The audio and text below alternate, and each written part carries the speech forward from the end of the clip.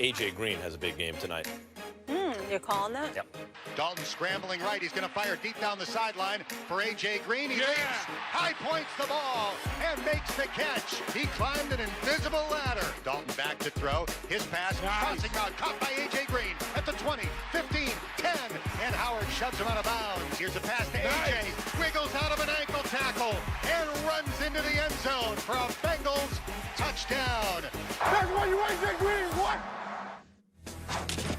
Max just getting everything right today. Week 4 as a well, so far. Week 4. Except for the survivor pool, Mom. Yeah. We know. I dominated there. The people know this. Week 4 officially kicked off. A.J. Green lit up the Dolphins' defense in the Bengals win. Stephen A., good morning from New York. Good morning. Max, how are we doing? Good. Everything good. What up? It is Friday. We are ready to go. We've got a lot to get into, so let's start it off, gentlemen, shall we? Let's get it party. Let's do it. Only a couple of days before the end of his 4-game suspension, multiple violations for the league's substance abuse policy, Josh Gordon has decided to put his return on hold and enter a rehab facility, issuing the following statement. After careful thought and deep consideration, I've decided that I need to step away from pursuing my return to the Browns in my football career to enter an inpatient rehabilitation facility. This is the right decision for me and one that I hope will enable me to gain full control of my life and continue on a path to reach my full potential as a person. I appreciate the support of the NFL, NFLPA, the Browns, my teammates, my agent, and the community through this extremely challenging process. Executive VP of Football Operations for the Browns, Sashi Brown, released the following statement. We support Josh in taking the step to seek additional help and treatment. His singular focus must be on his own health. We want nothing more than for Josh to be successful personally and professionally, and will not comment on his status with the organization at this time. Stephen A., will we ever see Josh Gordon in the NFL again? We don't know the answer to that question, but if you asked me to bet my money on it, I would say no. On many occasions, I'm known for telling guys to stay off the weed and all of this other stuff. But this is serious business here. The man's an addict. Let's just call it what it is. He is an addict. There is no other way to slice it. That's what's going on here with Josh Gordon.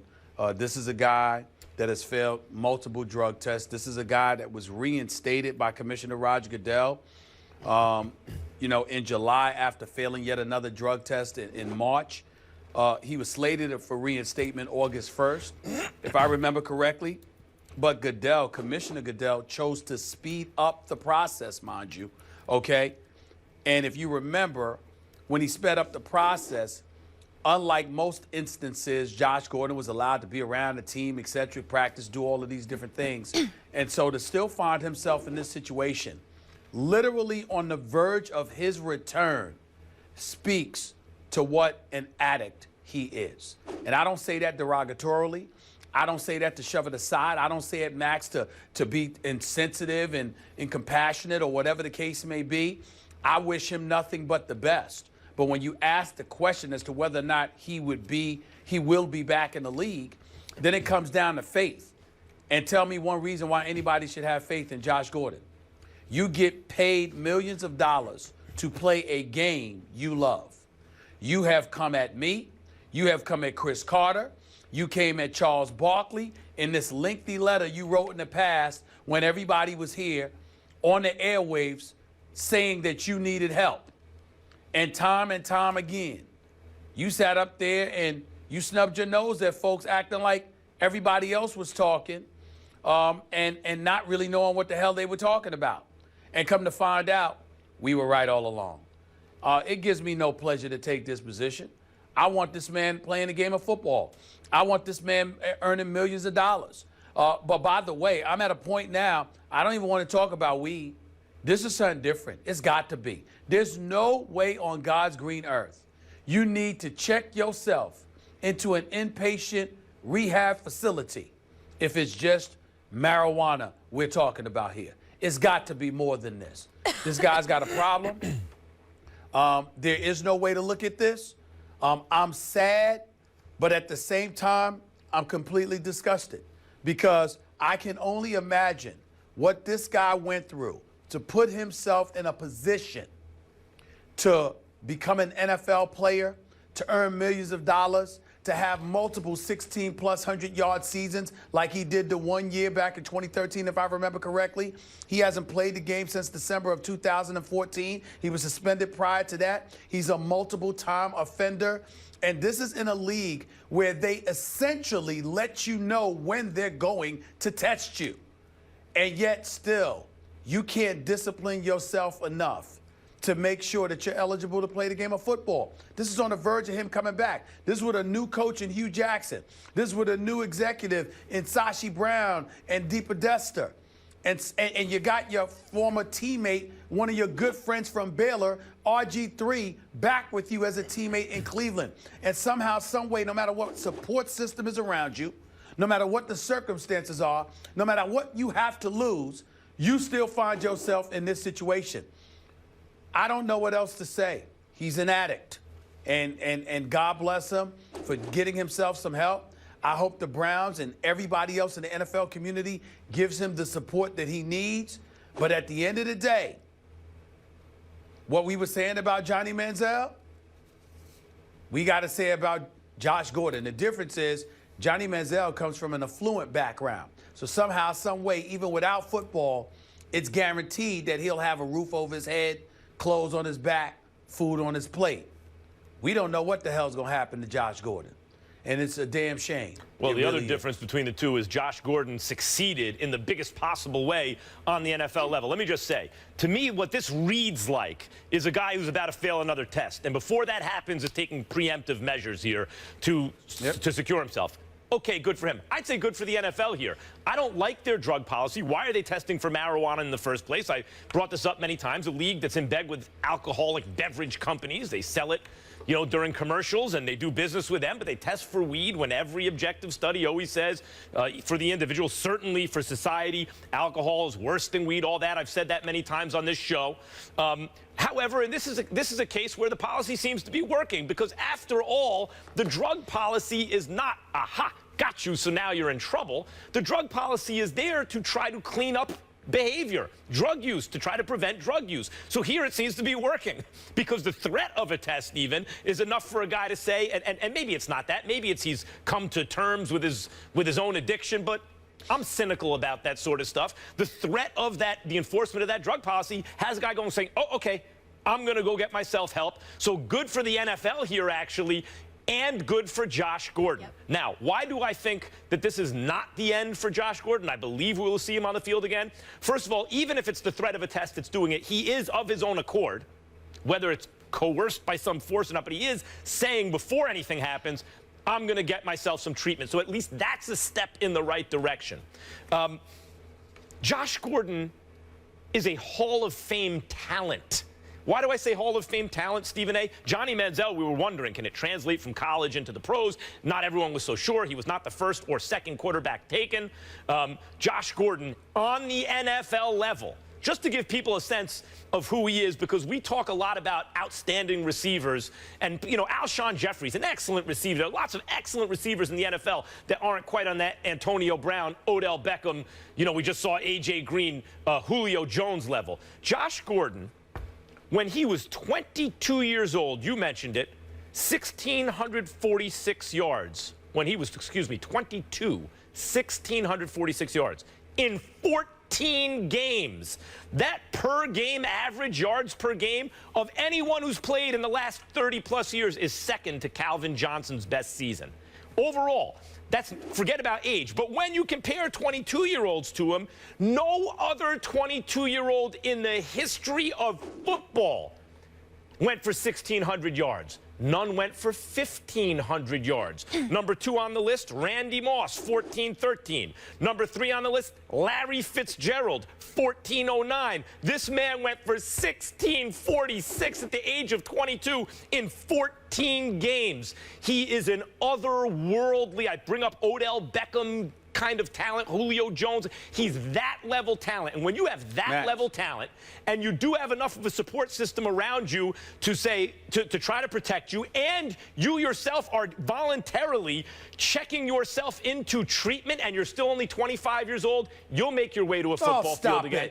Oh, stop it. Don't give me that nonsense about him voluntarily. He's, like you said earlier, you alluded to it. He probably knew he was going to fail another test, okay? Because it's not just the weed. I didn't even bring up the lean. It's that like liquid heroin stuff that's been put out there that's in these desolate and disenfranchised neighborhoods that's killing our youth right now. Let's not forget that. We can't put it past Josh Gordon that he was on something like that. We don't know. They haven't given us the specifics, but I refuse to believe that this man is just on weed. I refuse to believe it. It's got to be something deeper than that. This man has now cost himself tens of millions of dollars. I told you months ago when we brought up the subject of Josh Gordon, everybody was talking about how great he is, and I sat back and I said, do you know whether or not he's going to be available? Because the best ability is availability. And the fact of the matter is that we didn't know whether or not he was going to be available because he had to at least serve the first 4 games. I repeatedly said right here on this show, sitting right across from you, Max, could you come to me around week 4 or 5 and tell me before he's eligible to play that he's going to definitively be in the lineup? Do you remember me asking that question? And it was rhetorical because I didn't need an answer. The fact is that I had my suspicions. I had my concerns, and they have been validated. And so when you talk about the 1,646 yards, and you talk about the Larry Fitzgerald and the Jerry Rice and the T.O.s and all of this other stuff, all of these other individuals that he's comparable to, it means nothing because they were available. This dude, we don't know where he's going to be. Hell, we don't know where he was. Look, he obviously has a drug problem. And if it, yes, he does. I wouldn't rule out the idea that it's only weed because that's if you're arguing that it's the enforcement of the policy that that pressured him into doing this, then it could just be weed. Although I am reminded of the scene in Half Baked where Chappelle is like laughed out of the rehab center because he's been there for weed, right? And they're hardcore drug addicts there, not to minimize the effect of addiction to any drug. Well, but the point is that if you are acknowledging even that you have to take these steps to save your career, that means your career on some level is very important to you. He's acknowledged it on several occasions. And if your career is important to you and you have Hall of Fame talent, by the way, what I didn't mention, Whedon and Campbell and Hoyer were getting him the ball that year when he was 22, went for 1,646 yards. It doesn't matter. It does matter. Stop bringing up his stats and the players. He's not available, man. He's not available. We have seen countless examples of extreme levels of talent where teams and the league and those around them bend over backwards to give them every single opportunity. So unless you think that he is completely beyond redemption, he will at some point be back on an NFL field. Max, right now, he ain't even eligible to catch passes from you. He's 25. That's how bad it is. Stephen, he has plenty of time. Hold on. He's not eligible to catch passes from you. He can't even catch a pass out in the street playing street football. That's how bad off he is. Right. There's nothing to talk about here. There's no future for him. You just said he's never going to be on an NFL field again if you had to bet, and I will take that bet. If I had to bet. And I will take the bet. I'll take the bet. Well, you go ahead and do it. Good luck with that. Weeks ago, you were willing to take the bet then, too. How's it looking for you right now? Well, I wouldn't say by week 5 I was willing to take the bet, but I'm willing to take the bet. At some point he'll be back. To both of your points, he's a very special talent, and he's very young. But as we all know, and we've seen addiction firsthand, he's battling some demons. And the first step here is that he wins in life before we're worried about winning NFL games. Molly, you can't get addicted to something that you never try. Maybe the problem is that we're too sympathetic and too damn understanding for folks putting themselves in this position. I know he's bad now, and my heart goes out to him because now he's an addict. But damn, we got to tell folks out there, excuse me, you can't get addicted to something you never try. Stay the hell away from it. There's enough information out there not to put yourself in these positions. Of course, and I want him to see him win that fight in life and get healthy, not just for him, but for his daughter and his family, and then hopefully because he is such a special talent in his age, he could potentially get back on the football field. But speaking of getting back on the football field, Dez Bryant is trying to do just that. His injury is a fracture at the tibial plateau, which is part of the knee joint. Jason Garrett explained why it took so long for the results of the MRI. He really thought that he was going to get some bad news when he got the MRI on Monday morning. So he, like some of us do in life at times, he avoided it. And he didn't come in and take care of his business. on Monday or Tuesday, and then he came in on Wednesday and took care of that part of it. Dez understands that he has a responsibility to be here. And he was completely well-intended. He's a very, very passionate person. He loves football. He loves this team. He's a driven guy. And his response to this was not the right one. It was an understandable response, given his personality and everything he puts into this. He's an emotional person, and he didn't handle it the right way. Dez Bryant issued the following apology on Twitter. I made a poor decision based on how I felt about my knee. Coach JG addressed it to me, and I understood the consequences. Day to day, got great feedback from Dr. Andrews today. Max, from a distance, no inside knowledge. You called this yesterday. That was your instincts. But regardless of that, are you okay with Dez's explanation he gave us here? I am. Let me start by saying that one of the most important lessons you can teach your kids in life and to learn in life is to face the music, Stephen. Face that painful moment, because the avoidance of that moment, the fear of it, and the avoiding of that moment, the consequences are usually much worse than just facing that head on. So, of course, it is a place of immaturity that has him avoiding an MRI because he's afraid of what might be there. But this is something that happens to everyone in life, in various walks of life, and it is a sign of maturity when you can get past it. It's a kind of a form of magical thinking, really. If I don't, you think you may have something bad, but if you don't get tested for it, then, and we hear this all the time, then you think you might not have it. It's magical thinking. You can wish it away. The question is, what magic was he hoping for? What was he afraid of? He was afraid that the MRI would reveal that he couldn't get on the field. And his wish was that he could get on the field. So while it's extremely immature of him, and in a way, from a rational adult point of view and a professional point of view, irresponsible toward his teammates, as Mark Schlereth and others have pointed out, from a human kind of point of view, I get it. I mean, Mitt Romney didn't write a concession speech to Obama in the last election because he felt that, like, he didn't want to let anything negative enter into his thinking, as though that would affect the vote. That's magical thinking. Even presidential candidates give in to magical thinking. So does Dez Bryant. It's not it's not some outlier in his behavior. It's not some rare human event. It happens all the time. And if it's because he wants to stay on the field with his teammates, that's a guy I want on my team. The question is not whether he did something immature. He clearly did. The question is, why did he do it? Was it for good reasons or bad reasons? The answer is good reasons. And then the question is that the kind of player you want? And the answer is, for me, absolutely yes. I want that guy who's willing to sacrifice and risk his health and try anything he can, including magical thinking or avoiding an MRI or whatever the case may be. Because if it's not just magical thinking, then it's like, boy, this really might be torn up, whether or not I get it checked out. I want to be on that field anyway with and for my teammates to try to help win. That guy I want on my team, and I'll bet you his teammates do too, Stephen A. Well, I don't recall a question being about whether or not somebody wants Dez Bryant on their team. Who wouldn't want Dez Bryant on their team? The question was, are you okay with his explanation? And the reason why I'm not okay with it is because you're thinking about the immediacy as opposed to the marathon. You know, the NFL season may be 16 games, but that's a long 16-game season. And so you've got to get yourself in there, make sure you address whatever concerns may exist so you can alleviate the concerns and the problems as expeditiously as you possibly can. That's really what it comes down to. But I don't have a problem with Dez Bryant. I'm not okay with his explanation, but I don't blame him for it. I blame Jason Garrett. And allow me to explain. Before I do that, let's also draw a distinction between Dez Bryant and a guy like Josh Gordon. Even though Dez Bryant didn't have those kind of problems, Dez Bryant had his issues.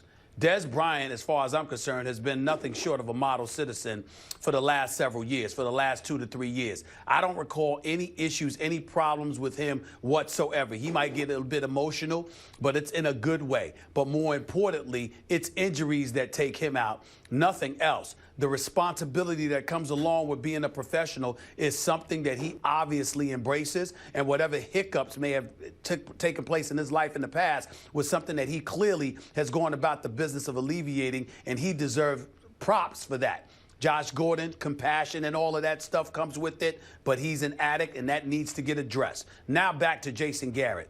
The reason why I'm not okay with Bryant's explanation is because I think it speaks to a culture that exists with Jason Garrett. Jason Garrett, to me, is a glorified cheerleader disguised as a head coach. I mean, I look at him as somebody that's quick to pat guys on the back and the shoulders and chest bump with them and do all of this other stuff. But when it comes to the accountability business, I don't look at him the way I look at a Jimmy Johnson, a Bill Parcells, even a Mike McCarthy, a Mike Tomlin, and others. He doesn't seem to be that kind of guy. They seem to be more concerned with staying in Dallas because they love being in Dallas, playing in the billion-dollar playpen of Jerry Jones, playing for Jerry Jones, who's known to take care of his players. They seem to be more concerned with that than making sure they appease their head coach, which is Jason Garrett, because ultimately he's not the decision maker. And I think the way he conducts himself, he comes across as just that. The only difference between Jason Garrett and the rest of those assistant coaches and stuff is that he's the one that's obligated to stand before the media on a daily basis and answer questions. That's about it. In terms of accountability, he's not the guy they have to be accountable to, and I think his behavior shows that. But so as a result, is that a Garrett issue or a Jerry Jones issue? Well, it's a both issue, because as far as I'm concerned, a Bill Parcells, for example, is not there because that's not something he would tolerate. A Jimmy Johnson is somebody that's not there because that's not something Sounds like he a would Jerry tolerate. Jones issue to me. Well, let me explain. I'm saying it's a Jason Garrett issue because he's willing to accept the conditions that Jerry Jones places on a head coach, even though it strips you of your potency to be the kind of head coach you need to be in order to be successful on the NFL level. Whereas Jason Garrett, it seems like as long as he's got the Dallas job, he's happy, even if there's no considerable power that comes with it. I think it trickles down to the players. I think they know that when it comes to him, they don't have to be but so accountable. And as a result, stuff like this happens. So you'd say the same thing about Wade Phillips then? Yeah. Right, that's what I mean. It's a Jerry Jones issue. Whoever you see in the head coaching position in Dallas is not going to be a Parcells, is not going to be a Jimmy Johnson. It's the same issue actually in Washington, and in basically in the same way, where the players feel emboldened because they get the sense that Dan Snyder, they have a direct line to, and they can circumvent the front office or the coaching staff. They may indeed feel that way in Dallas too, but that's not really a Garrett issue, because whoever occupies that post is going to be in the same position, because that's the job description. Well, that's just, but that's nitpicking. I'm mentioning Jason Garrett because he happens to be the head coach of record for the Dallas Cowboys at this moment in time. You got to remember, Parcells, okay, you needed to come to Parcells because of what life was like from Barry Switzer era on. So you had to ultimately go to Parcells because that wasn't working for you. And then when you had a modicum of success with Parcells because you were at least able to get to the playoffs once or twice, then you go back to getting the Jason Garrett types of the world to come in as a head coach because you're Jerry Jones and it was all about you, and it's not about, the head coach allowing him to do his job. I'm saying those are the kind of things that lend itself towards Dez Bryant acting this way and skipping a test or whatever. I don't think that's something that would have ever happened with the Bill Parcells or the Jimmy Johnson era. That's all I'm trying to say. I think it may have happened no matter who was the coach. This is the kind of guy, Dez. This is the reason I could guess what happened based on he's been unfairly criticized, Dez Bryant, because he's been emotional on the sidelines when he's really just cheering on his teammates. Yep. He plays hard. He plays hurt. He tries to do whatever he can. And this situation is no different. I just want to get on the field. Maybe if I don't get tested, there's not anything really wrong. That's the magical thinking part. Or maybe even if there is something wrong, I'm saying even if there is something wrong, then I'm willing to risk my future because I'm trying to get on the football field now. That's the kind of player you want. And if you're a Bill Parcells or any kind of a winning coach, whether or not you love the maturity level or the kind of rational thinking of Dez Bryant, you gotta love the fighting heart of Dez Bryant. I think a guy like Parcells would love Dez Bryant. You can love the fighting heart of a player, and I hear Molly there nodding in affirmation. I don't care. How do you can sit up there. Nodding? You could. Well, you said yeah. I mean, I hear you. I'm nodding. But for Dez right now. We never show the Cowboys love on this show. Well, let me be very, very clear. The fact of the matter is that you can love his heart and still think it was idiotic. Because the fact of the matter is that if you don't go to get tested and you procrastinate and it ends up being a bit too serious or whatever, or not serious enough rather, and it's something that you could have addressed a bit earlier, that's not a wise decision for you to make. It's not wise for you to be thinking about. Well, that's what I just said. So my point to you is that sometimes fighters that's what I just said. Sometimes fighters need to be protected from themselves. Sometimes football and sometimes players they don't. And sometimes they don't. In this case, he did, and when they found out, they corrected I don't think so. Testy on a Friday, Really? but I like it. Corrected. Are you guys ready? We'll go to break. I'll throw it up one more time. I'm always ready, Molly. I don't know if you've noticed. Oh, this just in. I know He is always ready. I'm always you ready. are a gamer, and you know what else, Stephen A? You always bring it as well. We want you guys to weigh in at home. Are you buying Dez Bryant's excuse? Go on the First Take Twitter page to vote. We'll share those results a little later in the show. But coming up, Bill Belichick has dominated the series against Rex Ryan coach teams. Will that continue on Sunday? Damian Woody, he knows a little something about those coaches. He'll join us with that answer next.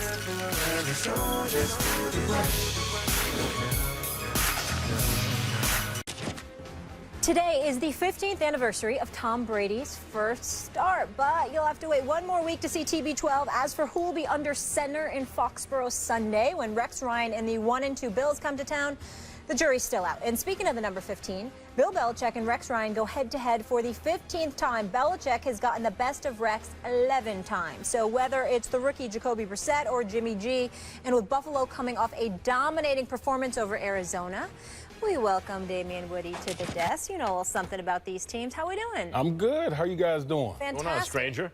Stranger? No, I had to let the set cool down, man. When you come out here spitting fire, you gotta let it cool down a little bit. I know that bright yellow shirt ain't helping to simmer down anything, right? That bright yellow tie.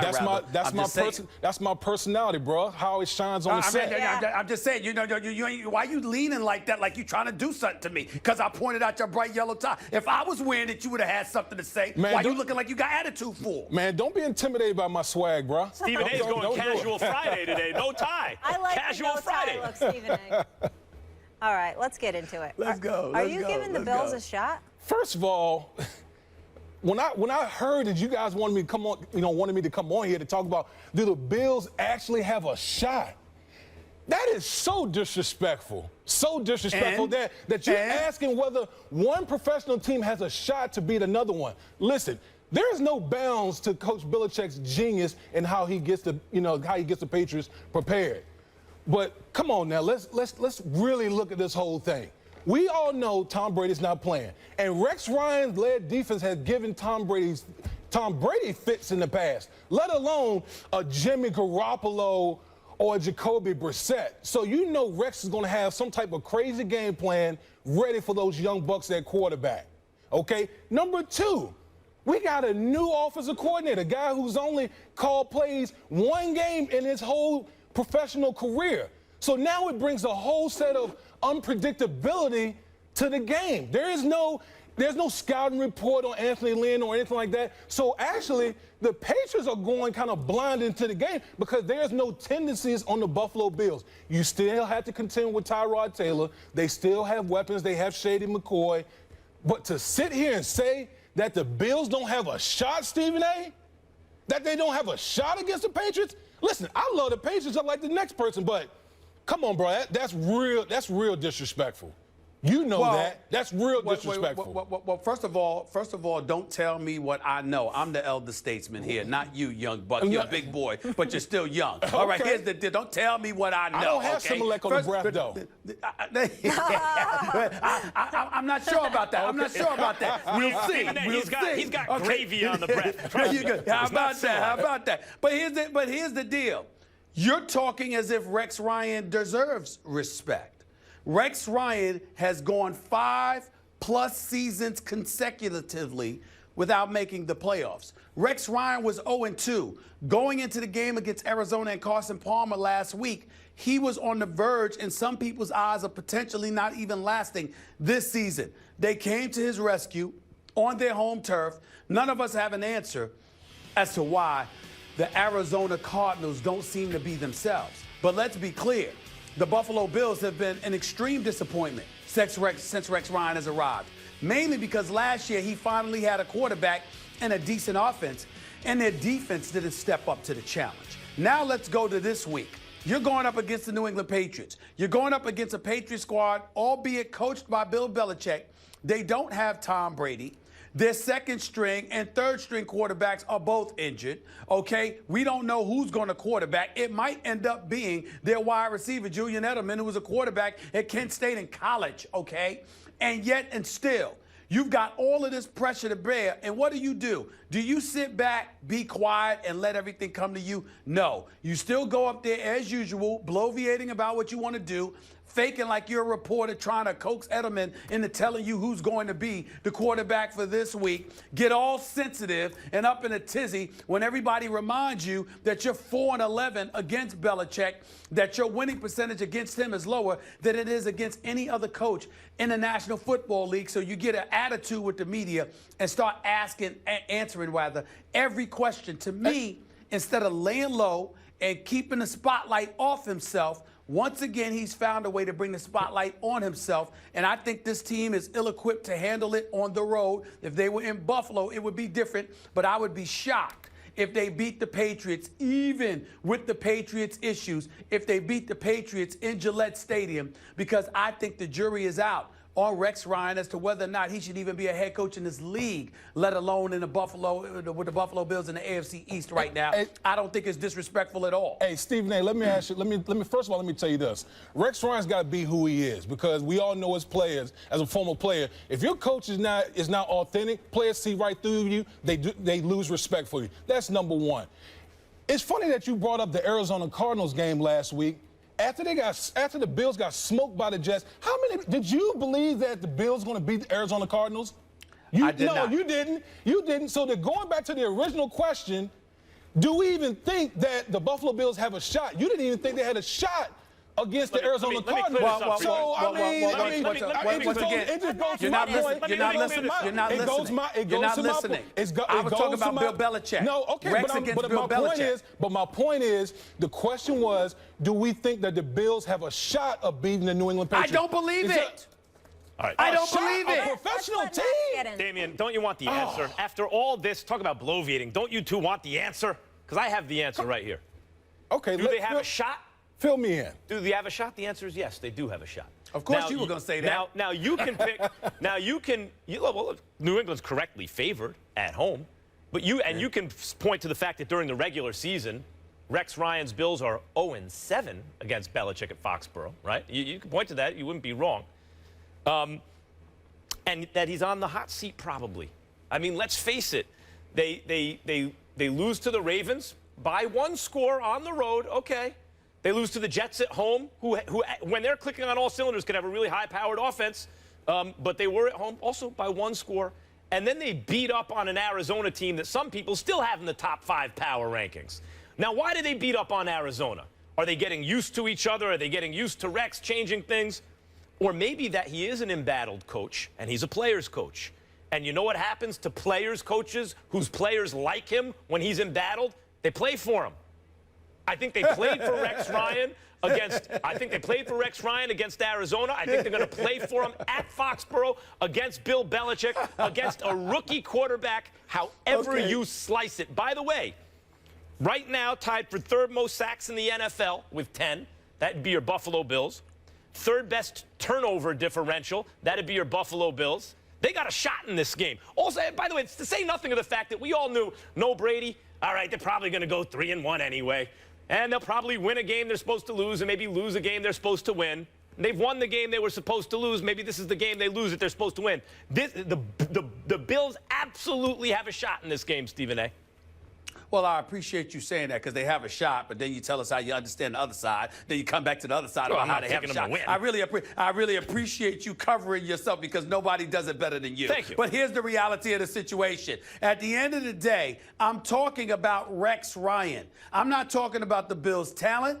I'm not talking about the Patriots. I'm talking about Rex Ryan against Bill Belichick. I'm talking about Sammy Rex Watkins. Ryan being flustered. Exactly. I got that. But the point that I'm trying to make to you is that That's what I'm talking about here, Damian Woody. I am undressing Rex Ryan because I think it's time that somebody do that. This man has gotten enough of a pass. If you can't beat a third-string quarterback, I don't know if you should be allowed to go into Week 5. And I'm not sure that Buffalo with Rex Ryan is going to be able to pull it off. I got no questions about their talent. I think they got enough talent. I think their coaching is an issue right now. And the reason why I was laughing with what Max just had to say, because he said, what do players, coaches usually do when their coach is embattled? You know, they play for them. Well, excuse me, if you love the coach so much, why the hell did you let him get to the point where he's embattled? Well, how come you couldn't produce more prior to being embattled? The Houston Texans was shut out by a third-string quarterback. So you calling for Billy O'Brien's head too? Not at all. Are we just going to call for everybody's head who lose to the Patriots? Just Rex Ryan. Is that what it is? I said Rex Ryan. Listen, that's I said Rex Ryan, but I got a list. I got a list. Being in New York, you know how Rex operate. You know how he gets down. And I haven't been pleased for 5 years. That's what I'm telling you. All right. Yeah. What's the problem? I mean, there is no problem. I'm just telling you. You pleased with what you see for 5 years? Are you pleased with what you see for 5 years? No, I'm not, and I'm sure he's not. But to sit here and say that the Buffalo Bills don't have a shot? Yeah. Come on now. Come on, Stephen A. This week, against Bill Belichick, Rex Ryan doesn't have a shot. I don't believe it. You got a shot. I just don't. Okay. They got a good shot. Let's leave it there. But at the end of the day, if you guys were betting your money, you'd pick the Patriots. Yeah. But Bills Mafia is loving you right now. We will leave it there. I didn't say I would pick the Bills. I'm picking the Patriots. Look at you. I didn't say I didn't say all of that for nothing. All of that for nothing. All of that for nothing. Unbelievable. The hypocrisy over here. And leave it to me to have to be the only one on this set to still pick the Patriots. Yeah, exactly. Wilson has never missed a start in his NFL career and plans on continuing that streak against the Jets on Sunday. Even though he's dealing with a sprained left knee, Ryan Fitzpatrick, coming off the worst performance of his career. He threw a career-worst 6 interceptions and also lost 2 fumbles and a loss to the Chiefs. Eric Decker was also injured in that game with a shoulder injury. His status is still in question. Since 1995, listen to the stat, West Coast teams have only won 35% of early games played in the Eastern time zone. Very interesting. The odds stacked against them there. Damian Woody still here with us. So what do you think? Can Seattle get it done, that early game in East Rutherford, traveling east? Absolutely. Listen, this is not anything that's foreign to them. They did it last year against the Baltimore Ravens, albeit with Joe Flacco out with a season-ending injury. Listen, here's the one thing that you have to know about Seattle. They have the #1 defense, and the last time I checked, you can pack up that defense going rain, sleet, hail, snow, time zone. It travels everywhere. So you can say, oh, the Seahawks are playing basically at 10 a.m. in the morning, but it doesn't matter because with that defense, it's going to keep you in every game. And last time I checked, they got Russell Wilson at quarterback. So they can absolutely win this 1 o'clock game in East Rutherford. Yes, they can. They can win the game. In fact, I expect them to win the game. What quiet is kept, there's a dynasty going on in Seattle right now. And in football, like Stephen A's Steelers had a dynasty where they won in 2 in a row and then 2 more. So very quickly they had 4 championships. That never happened before or since. It's, in the Super Bowl era. That doesn't happen. Mostly dynasties in the NFL.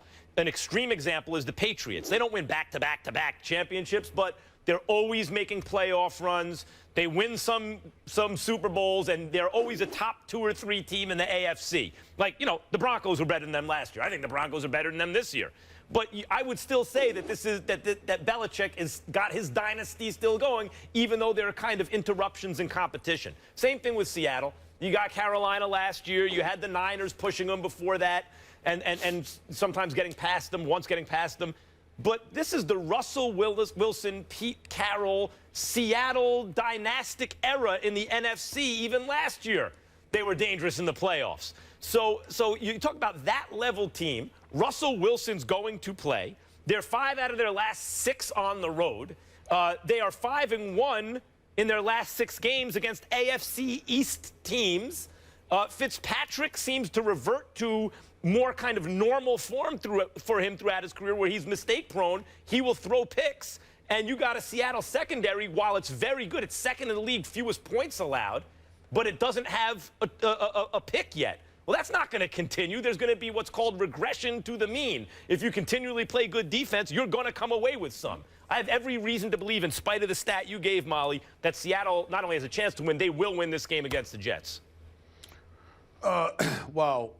Damian Woody, I don't know if you know this or not, but Max is an extremely intelligent and sophisticated individual whose vocabulary is far more expansive than mine, yours, and most other people. So when he says the word dynasty, even though we predict that it's something that we think we know, I still felt the need to look it up in the dictionary because Lord knows what different definition Max will find.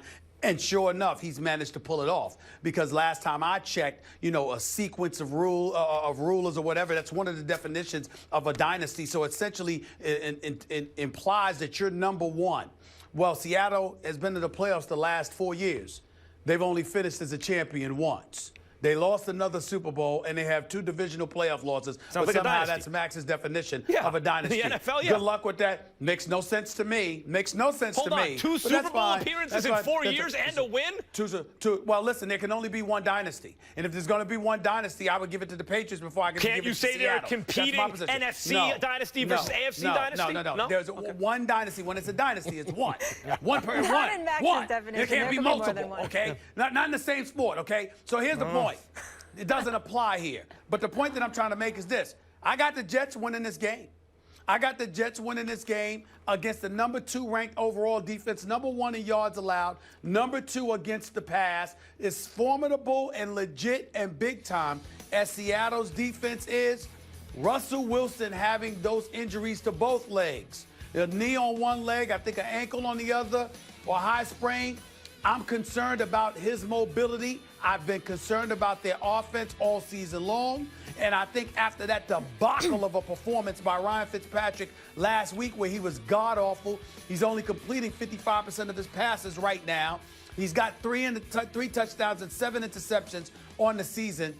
I just think that he's got to make amends for that. I love the fact that Darrelle Revis is on the record saying this is a must-win, that the players are adopting that mentality, and it's on their home turf. Had they had to travel, there's no way I would have picked them. But because it's at MetLife Stadium in East Rutherford, New Jersey, because of the debacle that they had last season, because there's such a level of urgency attached to this particular week, as formidable and as big time as Seattle's defense is, I'm inclined to go with the Jets this week.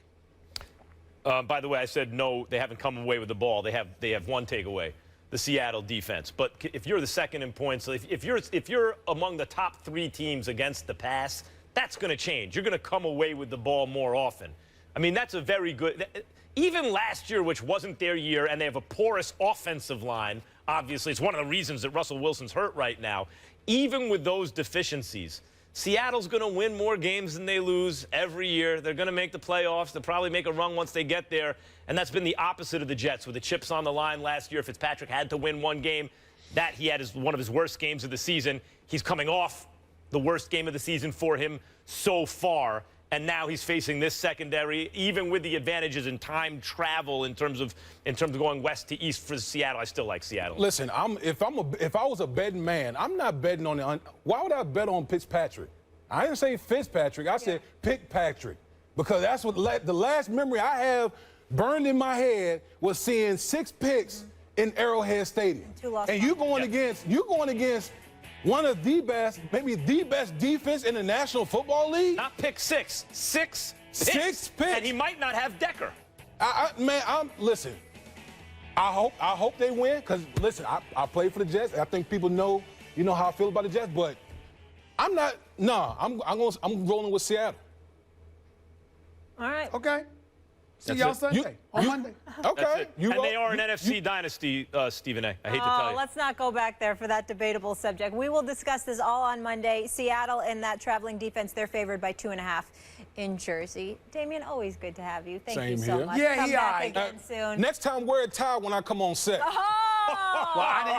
When I come on set, man, wear a tie. He said, put some respect on your clothes. You don't tell me what to wear. Royalty right now. You don't tell me that. Royalty. Royalty. You better put some respect on my name. You need to put some respect here. You are a guest in this house, You man. knew I was coming, Watch so you your had mouth. to be on. You had to be remote. I see how it is. To paraphrase Wu-Tang, he said, respect your neck, Stephen A. Put a tie on Don't it. come with that bright yellow tie blinding our viewers right. next time. You better change that Coming tie. up next, the Cowboys are expected to be without Dez Bryant this weekend against the 49ers. But is it a must-win for America's team? I will explain after the break. Will Kane will join us for that conversation. Entering week 4, the Cowboys head to the Bay Area to take on the Niners. The Cowboys are riding a 2-game win streak while the Niners are on a 2-game losing streak with issues at the quarterback position. Here's Dallas' schedule over the next 6 games. Take a look at this. So after Sunday, the road for Dallas not getting any easier. The Cowboys have the Bengals at home. They travel to Green Bay. They host the Eagles, go on the road for back-to-back games against the Browns and Steelers, then face the Ravens at Jerry's World. Will Kane is in the house. Good morning. To see you, as always. Thanks for being with us. Thank you. Is this a must-win game for Dallas? No, I mean by definition, it's not a must-win game. What happens? I mean, you're already getting upset, Max. What happens if the Cowboys lose? Does Jason Garrett get fired? Does Dak Prescott get benched? Do they not make the playoffs? Probably not. Are they guaranteed 8-8 or 7-9? No, no, no. No to all of that. Thus, by definition, it's not a must-win game. It would be better if you beat the 49ers. I think they will beat the 49ers. But you look at this schedule and you point this out, and Stephen A. so happily pointed this out to me earlier in the week. The schedule gets very tough for the Cowboys. Bengals, Packers, Eagles. Well, you know what I think about that? I don't think you know anything. And as much as I would love that to be a unique circumstance of Stephen A. Smith, I don't think any of us know anything. I don't think we know who's good. I don't think we know who's bad. And I would just remind you, at this time last year, the Buffalo Bills looked very good. And as Stephen A. again happily pointed out to me, so did the Cowboys, who were 2-1, neither of which made the playoffs. So you know nothing. It's not a must-win game. Week 3, it is true, we don't have enough evidence yet to really understand the schedule unless our preconceived notions coming into the season have been corroborated by what we've seen so far, which it hasn't, because the Eagles just smoked the Steelers, for example. So are the Eagles for real? Are the Steelers the team we thought they were? We don't know. We just don't know. Looking at that schedule for the Cowboys, it looks like a pretty standard issue NFL schedule at this point. But given what we know of so far about the Cowboys and what we thought coming into the season, and the same applying that the same to those other teams, that doesn't look much better than 500 if the Cowboys play kind of as well as they can, particularly without Dez Bryant. I don't see them winning more than half those games, but I can see them losing more than half those games. Well, I'd like to add this. First things first. I don't know who the hell let you on national television with that shirt, Will. We'll have to discuss that another time because Who I don't know what the hell that was complimented your about. show when I saw you watching the You didn't, Ollie. And let me tell you, you want to have a style debate? We can do that as well, because I'm ready to go on that one. You know, you can't even mess around. Don't even do that to yourself, bro. Don't even do that to yourself. Now let me get to football. Now let me get to football. Here's the deal. The Dallas Cowboys, this is a must-win. Because I could see the Dallas Cowboys losing 4 of their next 6 games after this game against San Francisco. I mean, you're gonna beat the Browns. You might win one more of those games. But between the Bengals, the Packers, the Steelers, the Ravens, the Eagles, I'm sorry. I could see the Dallas Cowboys losing about 4 of those games. So to me, this is absolutely a must-win for the Dallas Cowboys, particularly with Dez Bryant hobbled. And I think that the more games that Dak Prescott plays, the more you get to figure him out. I'm not saying he's not talented. I like the kid, and the kid can play, and he's got promise. But you are a 4th rounder for a reason. And I think ultimately at this juncture, even though, far down the road, I think he's going to be big time. At this particular juncture, when they figure this guy out a little bit more, and require him to do more, I think he's going to have some troubles. And I can see the Dallas Cowboys as a result having those troubles. But when you say, Will, that it's not a must-win because nobody's getting fired, that's all you got? Nobody's getting fired. The same people are going to keep their jobs. I mean, that's where we're going now? That doesn't make any sense. Help me out here. What's the definition of a must-win? Well, we're talking about it being a must-win because if you don't get this done, the possibility of you overcoming that loss Making the and playoffs. becoming successful for this particular season it ain't going to happen. Okay, That's let's what dig saying. in on that a little bit. First of all, let's just grant both Stephen A. and Max the premise that the best the Cowboys may do coming out of this schedule is 500, which, by the way, I reject, but for the purposes of this nice little conversation, I'll accept. If you told the Cowboys at the beginning of the season that you're not going to have Tony Romo until mid-November and you're going to be without Dez for some extended period of time. We're not going to have Tony Romo until mid-November. And at the end of that time frame, you will be 500. They would have said that's a pretty sweet place to be, because I will remind you as well, the Eagles, the Giants, and the Redskins all have to play virtually the same schedule. Tougher, actually, because the Cowboys got last place in that division. So if you think the Packers are really scary, or you think the Steelers are really scary, all of these teams have to play them. They all have to see that schedule. And the Giants and Redskins see it late in the season. They see it in December. So it's a 16-game season. I've listened to your show this morning, Stephen A. That's a long time. The only thing you can count on is change. Here's what's going to change with the Cowboys. Tony Romo's going to come back at some point. Dez Bryant's going to come back at some point. Orlando Scandrick will get healthy. Tyron Smith will get healthy. And this one, I guarantee you, Dak Prescott will continue to improve. If you want to bet on a rookie quarterback who defenses are going to figure out, bet on Carson Wentz, the guy who had no preseason tape to give anyone. Dak, at this point, has given you nothing but confidence, making your must-win 500 prediction really shaky. Well, let me tell you what's laughable about your position. The fact that you sat up there, with your little soliloquy there, you sat up there and talk about with the Cowboys is change. I would challenge the notion that there is change. As far as I'm concerned, the Cowboys consistently look the same to me. Somehow, some way, they get in their own way at the most inopportune time to screw up their season. It's who they are. It's who they've been. It's who they will continue to be. Now, the causes for that could be a multitude of issues. It could be injuries. It could be injuries to the quarterback. It could be injuries to the wide receiver. It could potentially be a quarterback controversy. It could be weed, a la Randy Gregory, DeMarcus Lawrence, or whomever else. It could be more. It could be your secondary issues. It could be anything. With the Cowboys, all we know for sure is that something tends to get in their way. We don't know what, but we know something will happen because it's who they are. Let me tell you what. The Cowboys are not so good that they can lose the games they got to win. They got to win the winnable games on their schedule, particularly with the injuries, and you're assuming Tony Romo comes back fully healthy and then stays fully healthy. I think that's quite an assumption. And even if that doesn't happen, that Dak Prescott continues to improve in a kind of linear way where he just gets better and better and better, hits no rookie wall, they don't adjust to him. But he's giving you no reason to doubt that, Max. He's giving you no reason to doubt that. The history of quarterbacks and the history of sports gives you reason to doubt it. But no, I think is he the real deal? Yes. He's going to have a good career if he stays healthy? Sure. I believe that is true. I think we've seen enough I've seen enough to confidently say I believe in Dak Prescott. But as a rookie, as the season wears on, I'm not so sure. The 49ers have still not figured out that they can't start Blaine Gabbert. This is like, they're seeing the 49ers, unlike most of the rest of the league, right before Colin Kaepernick comes back, who's a much better quarterback. You have to win this game. Also, the Cowboys aren't going to win out at home. I mean, they lost the first week of the season to the Giants. You got to win on the road sometimes. This is a road game you have to win against a less than, at their best, not good franchise at the moment. I just think you're conflating games you should win with games you must win. Must wins seem to have repercussions. Should wins are just disappointing when you lose. This game is a should win. By the way, I think it's a little scarier than we're all giving credit to. I think it's one of those trap games. I think there's a lot of distractions for the Cowboys this week. And one last point, just on this idea that Stephen A. loves, that everything that can go wrong will go wrong with the Cowboys. It certainly hits home to a neurotic Cowboy fan who sees injuries pile up.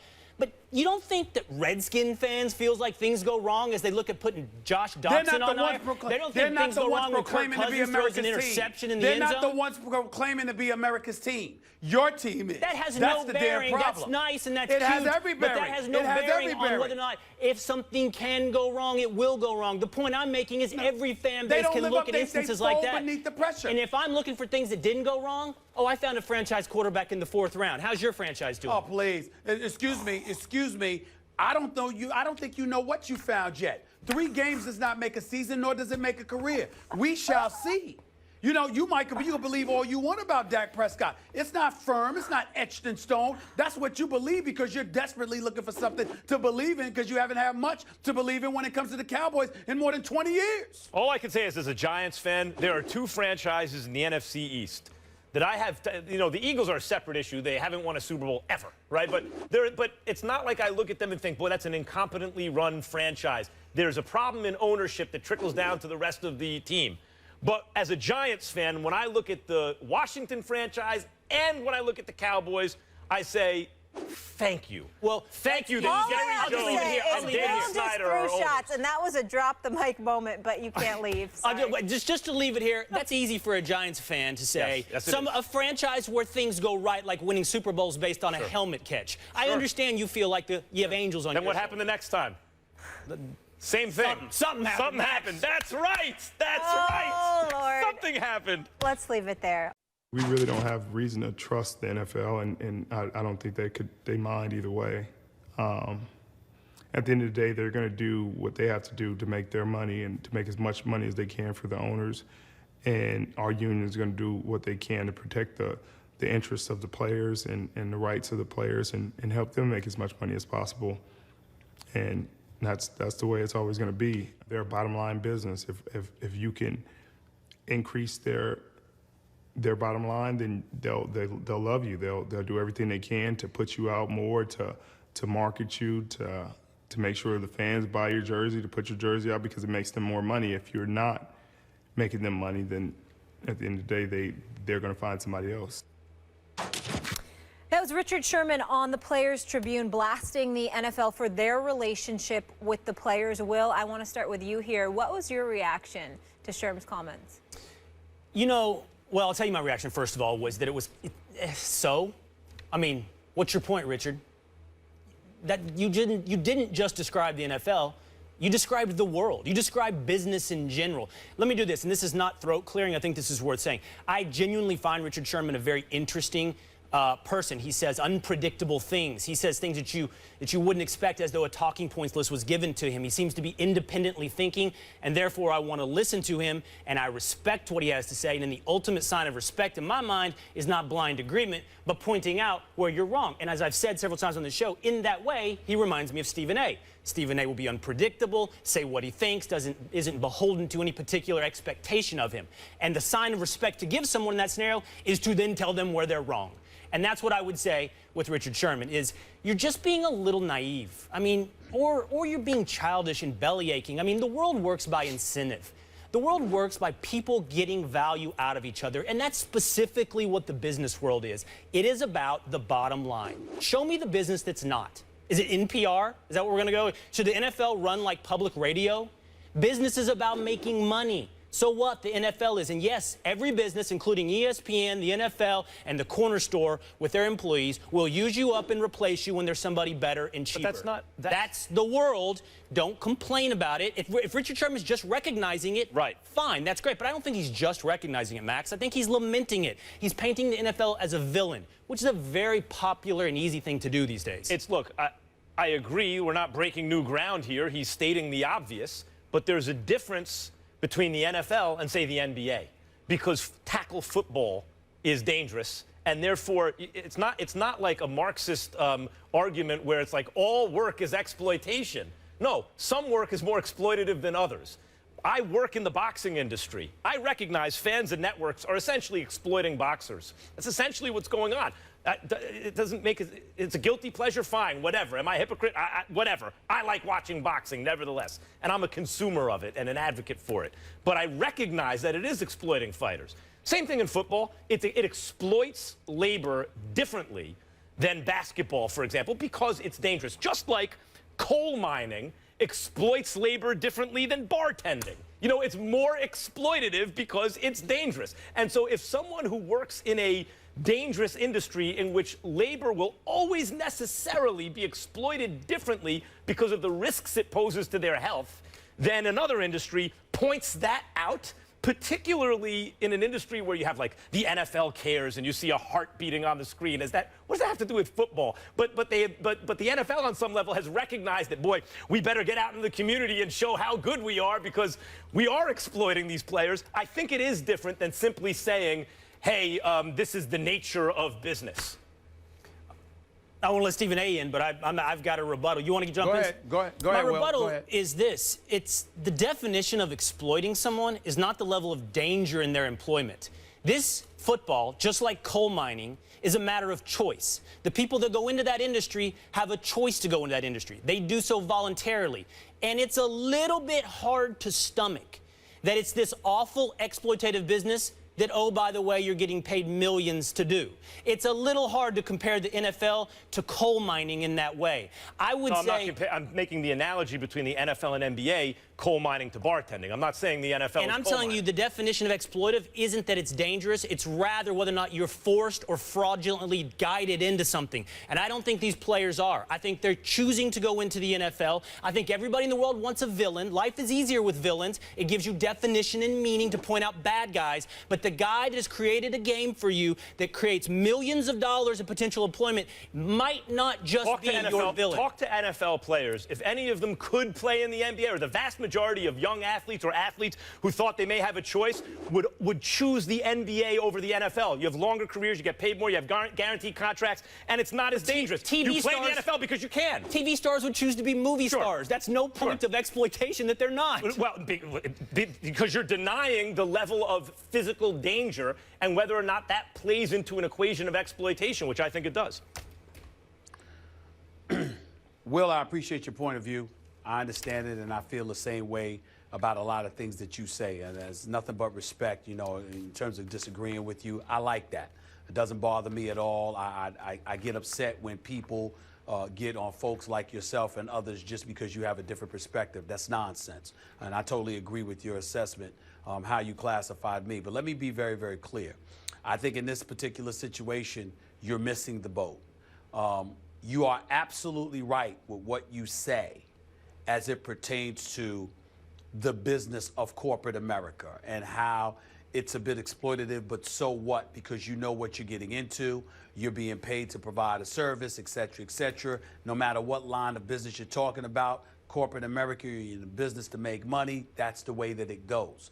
I think when you see somebody like Richard Sherman stepping up and lamenting the state of affairs that exist as it pertains to player relationships with the NFL, it primarily involves the hypocrisy, because you can be about the business of making money without being a hypocrite. If somebody makes you money by being a professional and taking care of their end of the bargain and you're profiting off of it, that should be that. But on far too many occasions, particularly with the NFL, even more so than the traditional corporate America entity, the fact remains is that they don't stop there. Professional sports don't tend to stop there.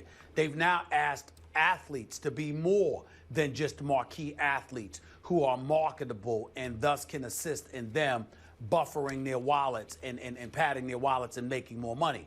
Now they're asking them to essentially be role models and parents and help parenting kids and help us raise these kids, not just to conduct yourself in a certain fashion, but do so in a manner that we are receptive to, because we define whether or not we like it or not. You might have people that are against Colin Kaepernick, for example, Will. It's not stopping the NFL from making money. It's not stopping the NFL product from being supported. You might have guys that may not know how to act, might get themselves in trouble with the law or whatever the case may be. But then they'll go to court, the case will be resolved or whatever the case may be. But then they turn around and you're lamenting those state of affairs. Of course, I'm not talking about anything extreme like domestic violence and murder and stuff like that. But I'm saying every little thing these guys do, they're under a microscope. And even though it doesn't negatively influence the bottom line, you're still riding them because you want to approve of every little thing they do, and it ain't just about how they play and how well they market themselves. You then want to dictate other facets of their life and how they disseminate a particular image or perception about themselves. You want to have control in manipulating all of those things. So when you do that, but then you engage in hypocrisy in the minds of those players you are exploiting, you now have raised their ire and their angst against you because they're looking at you and saying, when does it stop? You don't say that about everybody in corporate America, not every entity in corporate America. But at times, players have been able to say that about the NFL, and that's where the problem lies. You know, I'll just make this final point, guys. Is the NFL somehow has become the boogeyman of everything. And I don't know why. Maybe it's the concussion issue. Maybe I think it has to do with football's dominance in America, sports. I think that its inherently masculine and violent nature has somehow managed to become the embodiment of evil. You're going to look up one day to keep calling football bad. You're going to look up one day and keep calling it evil, and you're going to see the ratings go down. And you're going to see the NFL suffer. By the way, ratings aren't going so good right now. Yeah. And then we're going to have a world where football might not be so good. Do you want that world? Does Richard Sherman want that world? I'd say football right now isn't the villain you want it to be. It's not football, it's the NFL, because it's this monolith in American culture. And so you're absolutely right. It takes shots out of proportion to what it deserves. And yet, here, Richard Sherman, by your own admission to begin with, is simply describing a real relationship between owners and players. Listen, we do have to go to break. Obviously, you're all cerebral men, so is Richard Sherman, and that was a really intelligent conversation. Listening to all you guys had strong takes on it, and I know it's probably just the beginning of more conversations on this subject and the ratings, for that matter, as well, how they're affected. You brought up a good point there as well. Will, thank you so much Always for fun. being with us. When we come back, was last night's game another example of why the NFL should get rid of Thursday night football? The guys will tell you that after the break. A.J. Green stole the show in Cincinnati last night with 173 yards and a touchdown in the Bengals' 22-7 win over the Dolphins on Thursday Night Football. Beside Green's big night, Max, you called it, the game was mostly about field goals and poor offense. The NFL has scheduled Thursday night games since 2006. Stephen A., there could be an argument that the NFL is watering down their schedule now with Thursday night. Do you think they need to get rid of these games? I never thought they should have had it to begin with. I've always been an adversary to the Thursday night games. I think that NFL games should be played on Sundays and Mondays. I think college football games should be played on Saturdays, not Fridays, like tonight's Washington-Stanford game. And I think Friday night should be reserved for high school. Football is a very physical sport. It's very, very violent. And obviously, it's incredibly complicated as well for a lot of football players out there. You're in the film room for a reason. You're studying for a reason. And more importantly, you're trying to give yourself time for your bodies to heal. And since we're talking about nationally televised games, everybody doesn't get to be on Thursday night football. I remember reading a report from Pro Football Talk about a year ago where it talked about disparities that existed in terms of nationally televised games, if I remember correctly. I think Buffalo had like 29 and somebody else had like 12. I remember in the 2015 season, it was supposed to be a 16.3-point differential in terms of games being played on Thursday nights compared to the games that were played on Sundays. The quality of football that is played significantly dissipates compared to what you see on Sundays or Monday nights. And I think that when you take that into account, along with supposedly being concerned about player safety and player health, it flies in the face of all of that by having a game on Thursdays. I think when people, critics of the NFL, that allude to the NFL cartel per se, talking about how they just come up with new and different ways to try and make more money, even though the owners say yes to it because they want the money. Religiously, almost all of them complain about having to play on a Thursday night because they really, really, really do not want to do it. And the remedy for it, some people have speculated, would be only playing a Thursday night game after a bye week. The fact that you have to throw in all of those considerations, and that it disrupts your flow, and that it potentially puts some teams at a disadvantage when we know good and well that everybody should be playing on the same playing field. I just think it's something that's not worth it. It's simply something to make the owners more money. I don't think it's of extra benefit to the fan base out there, and I think it's completely unnecessary. College football should be on Saturdays.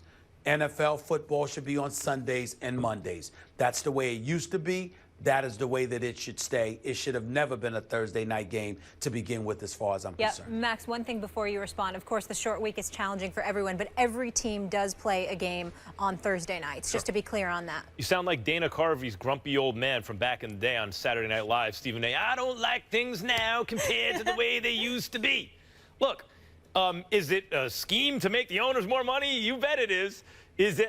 And we just got done talking with Will about it, and we were debating, the nature of exploitation in sports and whether full contact sports are more exploitative than other sports, and I think they are. We'll disagree, but I think they are. And this is a good segue into this conversation, because Thursday games in a full contact sport, a dangerous sport, are a little more dangerous. It is added exploitation to line the owners' pockets, sure. But how do the owners line their pockets? With money from and interest from the fans. So as a consumer of football, I love Thursday games. Am I getting the same product I'm getting on Sundays or Mondays? Nope. I realize it's an inferior product. Still a pretty good product. I mean, I was playing daily fantasy yesterday with a bunch of friends and watching the game and interested in what happened, and it was good. I got football on a Thursday. It used to be. Here's the issue with the NFL. It's basically a once-a-week sport. Baseball's every day you get it. Basketball's every other day, but the way the schedules work, you can watch a high-level basketball game every day. Football, Saturdays for college football, Sundays for pro football, except that you also get a game on Monday, and then now you have a college game on a Friday, and now you have an NFL game on a Thursday. So Thursday, Friday, Saturday, Sunday, you get to scratch that itch. I love it as a fan. As a consumer, I love it. And by the way, to just throw your hands up in the air and say, well, you could have it after a bye week, but that takes extra planning, so to hell with it. No, do a little extra planning. There's nothing wrong with having it after a bye week. Well, a couple of things. First of all, scratching too much ain't good for anybody. That's number one. Number two, you've already acknowledged that playing the Thursday night games are inferior. It's inferior in terms of compared to what we see on Sundays and Mondays. The fact that you have an inferior product 3 days earlier speaks to the damage that it could potentially do. That's not what the NFL is supposed to be about. It's supposed to be even keeled no matter what. Number three, and more importantly, I don't believe this is a partnership, because these are decisions made by the league and the owners, which is why it's called the cartel. I don't know. I think the players, even if they capitulate to it, they acquiesce to it. It's something that is forced upon them as opposed to something that's agreed upon. And that's problematic in and of itself. The fact of the matter is the owners are forcing this. Now, obviously, the players have to sign off on it because the money is there to be made and they want the money. So the NFL makes them play, or the owners make them play that Thursday night game. But the reality is that if they had their druthers, they would rather play on Sundays or Monday night, and it shouldn't be that their money would be compromised because of it. Look, listen, so that's the way preseason I agree with. 4 preseason games is unnecessary. The players aren't really getting paid for those games anyway. The owners are lining their pockets. It's too much. It's a full contact sport. You want guys in your team hurt, etc. Yes. But a Thursday game, if everyone has to play it, and as you say, you can line it up after the bye. I mean, there are ways to figure this thing out that make more sense. By the way, I need clarification. The bottom line is this, Stephen A. Do you like football or not? Do you want to watch it on a Thursday? No, it's not the bottom line. Do you really need to pay attention to your family on a Thursday night, or can you lose yourself in a football game? That's the question. You with the three, I think most Americans would say football. You with the three daughters that miss half the games because of that is going to sit up here and ask, do you really want to spend time with your daughter? Really, Max? Come on now. But Molly, I have a question. Right now, Pookie. I have a question. I have AJ Green going in the Thursday night game. I have a question.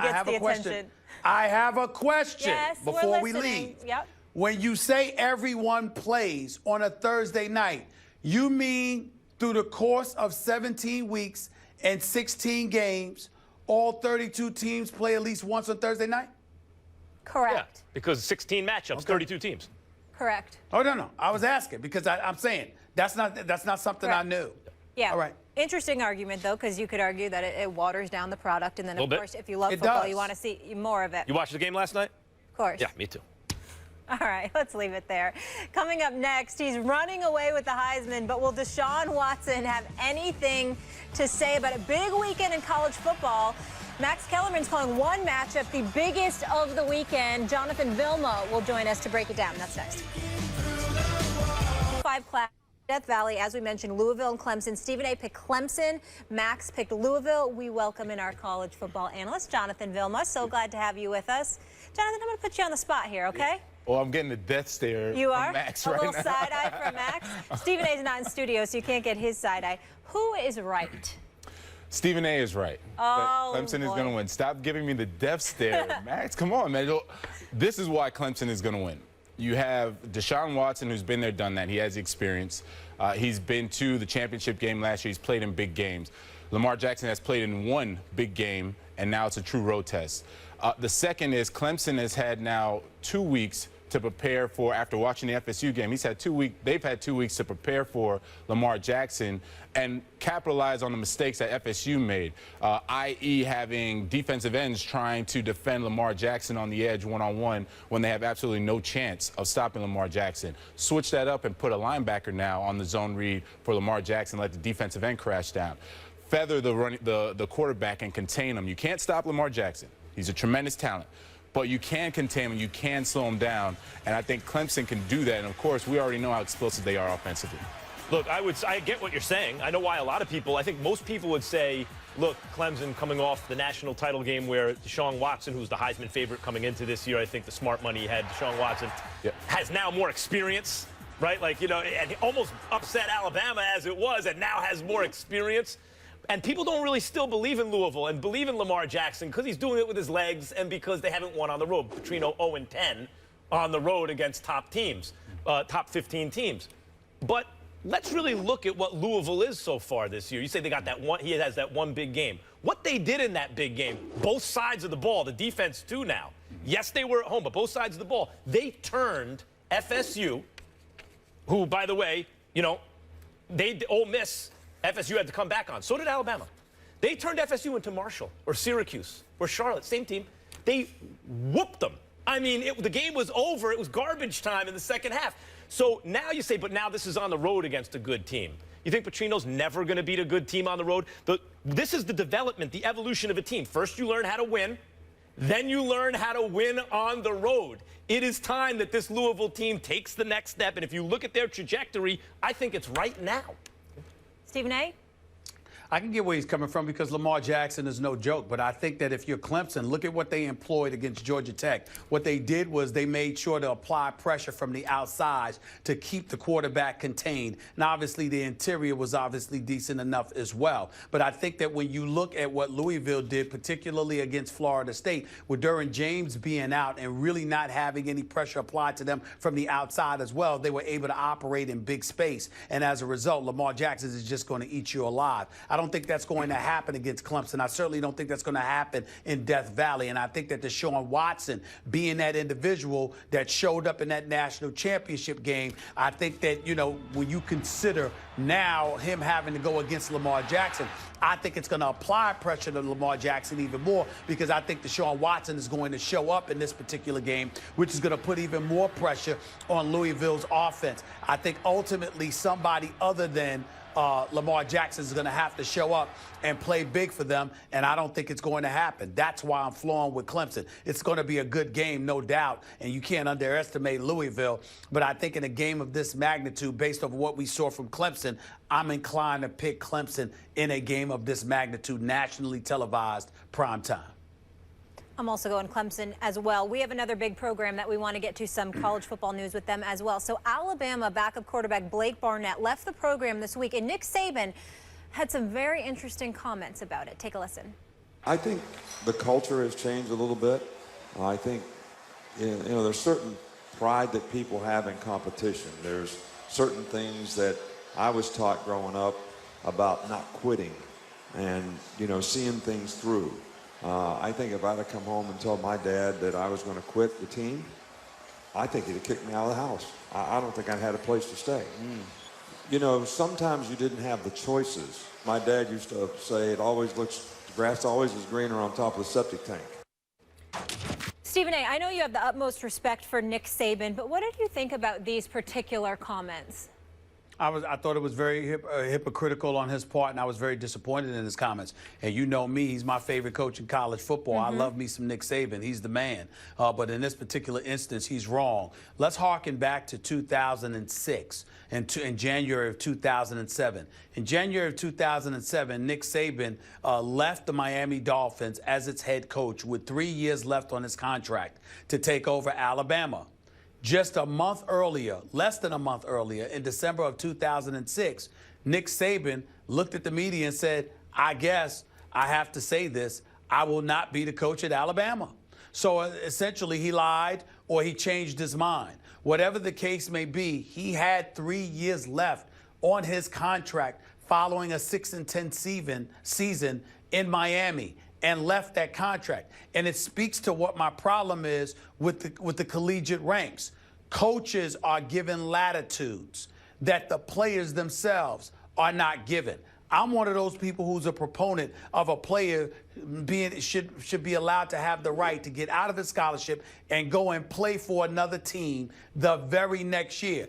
If the coach can sit up there and leave a team and go and coach another team without having to sit out a year, why is it fair for the coach to be able to do that, but the players not to be able to do that? That's my issue here. Really quickly, Jonathan, I'll let you go. I just want to say, you're pointing out the hypocrisy correctly, Stephen A. Smith, in what Coach Saban is saying, and he's an incredibly great coach. There's no denying that. But I want to use stronger language here. I find this slimy of him. For him to couch this in moral or ethical terms, or by assailing the character of a kid who's making a choice that affects his eligibility and his future, to couch it in moral terms like or character terms like he's a quitter because he's making the same choice Nick Saban did, that's just slimy. It's transparent. It's wrong, and Nick Saban ought to be ashamed of himself for making that statement. Yeah, I agree. I think Nick Saban, we have to look at the other perspective of Nick Saban. He's saying, well, even if you were not going to start for the next 3 years, I still have to coach you. I still have a scholarship used up for you, and I can't take that scholarship away and go to another 5-star recruit. So Nick Saban's looking at it from a very narrow window, and I can understand his perspective. I agree with you guys. I think it's very hypocritical what he's saying. But he's saying, man, if I have to stick with you for the next 3 years, 4 years, because I can't pull your scholarship, it's not a yearly thing where, hey, you're not playing well, sorry, you got to go. I don't know how you're going to get your education, but it's not going to be here. He's saying, well, then you can't quit on me. Yeah, right. But it's an issue are the rules, not Nick, not the kid's character. I hear and you. now how the rules negatively affect Nick Saban. Let's also remember something very important. The kid Jalen Hurts, who's starting for him now, is a true freshman. Blake Barnett is leaving because a true freshman is starting ahead of him. And chances are he ain't going anywhere for the next several years. So what is this guy Blake Barnett supposed to do? Okay, I can't quarterback for Nick Saban at Alabama, but I may be able to play somewhere else. Nick Saban wants him to stay there and just sit on the bench and then label him a quitter because otherwise it's wrong. Yeah. It's totally wrong. Yeah, Max is right. With the rules, not the kid. No, for sure. Stephen A., this next subject is going to put a smile on your face. Le'Veon Bell returns this weekend for the black and yellow. Yes, sir. The guys will tell you what to expect after the break. Jonathan, so good having you. Thank you so much. Thank you. First Take is brought to you by Geico. 15 minutes could save you 15% or more on car insurance. And Nissan, innovation that excites. You know, you guys saw that. We lost to just about every element of that matchup. They outcoached us. They outplayed us. They were better fundamentally, tackling and so forth. Blaze pumping. He is floating it, and it's complete the hump at the 50, the 45. He's on his feet at the 30, the 20. Cuts back at the 10, the 5. He is in. Darren Sproles. We got our ass kicked. I'll simply say it like that. We got work to do, obviously, as we come here with one agenda, and that's to play winning football, and obviously we didn't do that today. The Steelers are coming off a bad loss to the Eagles in Philly last Sunday, but their offense getting a big boost this weekend. Le'Veon Bell returns from his 3-game suspension. Stephen A., what do you expect from the Steelers with Bell returning? Well, first of all, I expect the running game to return. D'Angelo Williams has struggled at least the last couple of weeks or so because he is 33 years of age and he's had to carry a hefty workload. But I expect the Steelers defense to look a little bit better. Alex Smith doesn't make a lot of mistakes, but he's not a game changer per se, even though he has the potential to do a lot of different things. In the end, what it comes down to is that the Steelers were an absolute embarrassment last week. I was incredibly ashamed of what I saw against the Philadelphia Eagles. They should have been ashamed of themselves. And they should come out ready to play football this week because as far as I'm concerned, they've had 2 weeks off because they certainly didn't show up last week. It was just a disgraceful performance, maybe the worst performance I ever saw by this team in the Mike Tomlin era. I think they know it. I think everybody else knows it, and we'll see what happens. Marcus Peters is no joke for Kansas City. Antonio Brown and others should have their work cut out for them. Marcus Wheaton doesn't need to be dropping 3 passes like he did before. He needs to do better and help out Antonio Brown. We'll see what happens, but Le'Veon Bell Bell is definitely going to be an upgrade, if for no other reason, not just because he's gifted, but because he brings fresh legs, per se, to the equation, and they desperately need that from the running back spot, as well as catching passes out of the backfield. I think it helps, and I think as a result, the Steelers win this game. Chiefs are just a good team, and I love this game, and it's tempting to take them against the Steelers the way the Steelers looked last week, and given what the Chiefs bring to the table. However, I think, Stephen A., as you pointed out, they were humiliated, the Steelers were. Yes, at Philly, but still in an all-Pennsylvania rivalry-type game, they were humiliated. They're coming home. They have the best running back in the game, and apologies to Adrian Peterson, even before his weak numbers so far this year, if you want to blame the Minnesota offensive line. But when Le'Veon Bell over the last several seasons has been on the field, I can't believe anyone would argue another running back over him. He is clearly the best running back in the game, all-around running back in the game. You're getting that guy back after you've been humiliated in a rivalry game, a high-profile game because the quality of your opponent. I love this matchup. I think the Steelers win in an overtime-type game. It goes down to the wire, maybe overtime, and I think the Steelers pull it out. I think Le'Veon Bell is a big boost for them. Well, I hope he is, because he needs to be. He's got a lot of making up to do, because remember, even though he's coming back, it's not like he was coming back from injury. He got injured last year, missed the second half of the season because of it. He always seems to get injured against Cincinnati because of their low blows, you know, the low blows that they throw in his direction in some fashion. But in this particular game, he's been out for the first 3 games of the season because he was suspended, you know, weed issues and beyond. So he's got some making up to do. He's got to be dependable. He's got to be somebody that the Steelers can rely upon, because a legitimate argument could be made is that the Steelers have underachieved in the years that he's been there, because this wasn't the first time he's been suspended. So he's got to step up to the plate and do everything that he can to make amends. And he clearly has the talent to do so, and I think he'll put it off. Their defense has got to get a lot better. You know, last year it's like, well, if they have a bend but don't break defense and they can stay healthy on offense, maybe they could go all the way. It didn't happen. They couldn't stay healthy on offense. Still really good. And the defense wasn't enough to overcome that. This year they showed improvement early against the run, and you had reason to believe, boy, this Pittsburgh defense is coming around, and then it was nowhere to be seen against Philadelphia last week. So that's the big if there is, does the Steelers defense show up against the Chiefs? Assuming it's a bend but don't break style defense, I think they can win this game. After last weekend, they're certainly going to be focused, and we know Le'Veon Bell have fresh legs. But I want to get to another subject. We asked you guys earlier in the show if you are buying Dez Bryant's excuse. Max and I were buying it. The results are in. America is with Stephen A. 69% say no, not buying Dez's excuse. Stephen A., your thoughts? Well, like I said, I'm not judging them harshly or whatever. My reason for not buying it is that it's still unacceptable. It's only acceptable in the world of Jason Garrett, because even though you might say something to reprimand them, at the end of the day, you ain't going to really do anything, because no one has any reason to fear Jason Garrett, because they consider him a puppet for Jerry Jones. That's really what this comes down to, and they need a firm hand at the head coaching position. It's not an issue of me buying the excuse. It's an immature decision he made. It's a bad decision. He should make better decisions. But does it reflect the right stuff about Dez Bryant? Is that the kind of guy you want on your squad? I think the answer is yes. He'll do anything, including avoiding MRIs, whatever, to stay on the field, for his teammates and his team. You want that guy. And that's also where I agreed with you, not the actual buying it part, but what you just explained. Guess what, guys? Well, I'm glad y'all agree with each other to go into the weekend. Start. Enjoy yourselves. That's good.